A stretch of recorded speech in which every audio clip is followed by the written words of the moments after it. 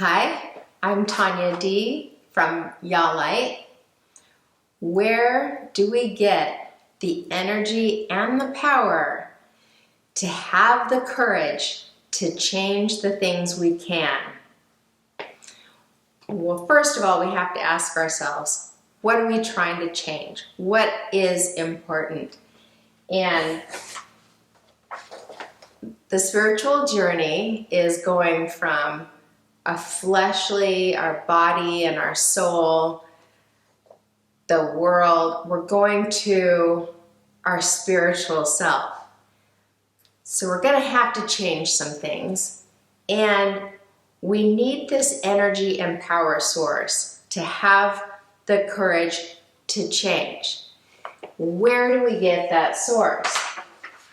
In the Bible, it talks about the person who is still stuck in strife is stuck in being the worldly man, not walking with spirit yet, not walking with God's spirit.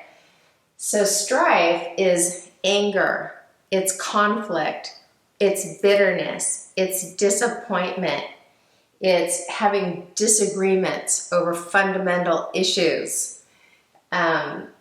So all of this stuff, strife, has a real energetic quality to it, right? It's you can see it in the world right now. The world's in strife. And this is actually, we can try to use this energy that we find in anger, in our own anger, to channel it in to courage, to changing the things that we can. We can't change everything, so we have to accept a lot. But we're called to not only change ourselves, become the change we need to see in the world, but then to get out there and help other people change and make positive changes in the world.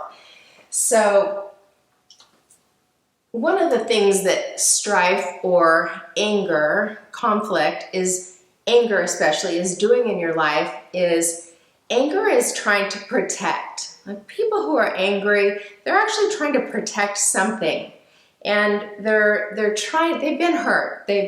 Something has gone wrong. And what they're trying to get back to is a sense of honor, like honorable. So anger has a real purpose. And what I'm going to go through is the 4 ways that we tend to deal with our anger, and hopefully I'll show you how you can use anger and befriend anger, and anger can teach us what we value in our lives. So I've broken it down into 4 different steps. One way we can deal with anger is to suppress it or repress it. I kind of like these words, like su means under, like we're pressing anger under. It comes up and we repress. So we're burying it, we're numbing it, we're trying to contain it. And what happens if you do suppress your anger, you're basically left in a state of powerlessness. There's no power that you can get personally to channel into courage if you're spending all this energy trying to keep the anger in or trying to deny the anger. So when we're stuck in suppressing our anger, we're actually stuck in moving forward in our lives. And hurt continues. So hurt will continue, especially on the inside of you. You'll be doing things actually to reflect your hurt. The way you continue to use anger when you're stuffing it is the anger is directed in towards yourself. Maybe you're having problems overusing something, because you're just trying so hard to keep that anger in. So the goal, instead of suppressing and repressing, is to use the word I am. So I am angry, I am bitter, I am in conflict it's the first stage. It's okay to say, I am angry. But you don't want to be saying it to everyone. So we're turning that I am angry over to God and we're saying, hey God, I am angry. I am angry. And we're turning it towards like our truth. We're expressing our truth. I am angry. And this will tend to release the emotion of anger out of your body is just using the words I am and identifying it and allowing yourself to identify that you're angry. The second way we can use our anger is we can act it out. And we see this a lot right now. It's hurt people hurt people.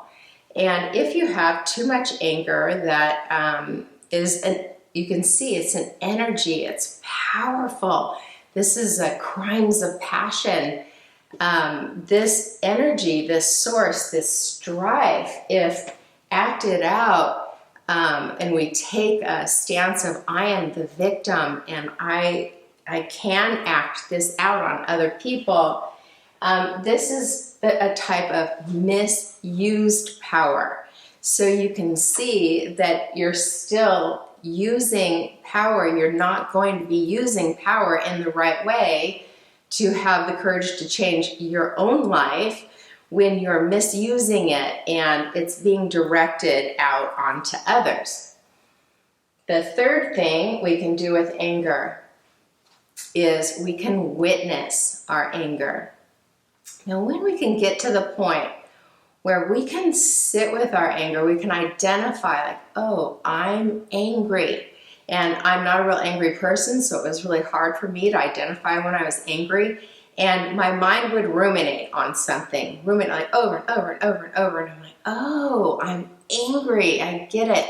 So if you can start learning to identify how anger acts and speaks to you personally, and then just witness it. Like what I really recommend, which is a very new concept to a lot of people, is befriend your anger. Like, oh, I'm angry. Oh, and you take it in like it's a friend. Like, oh, hello, anger. You're here to tell me something.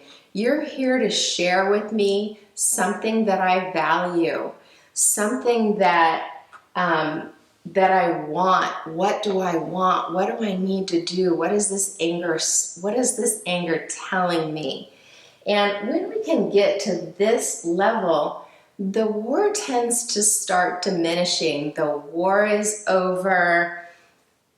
The fighting stops. And what we have available to us then when we're able to witness anger is we have a healing power. Now we can take that power and energy of anger and we're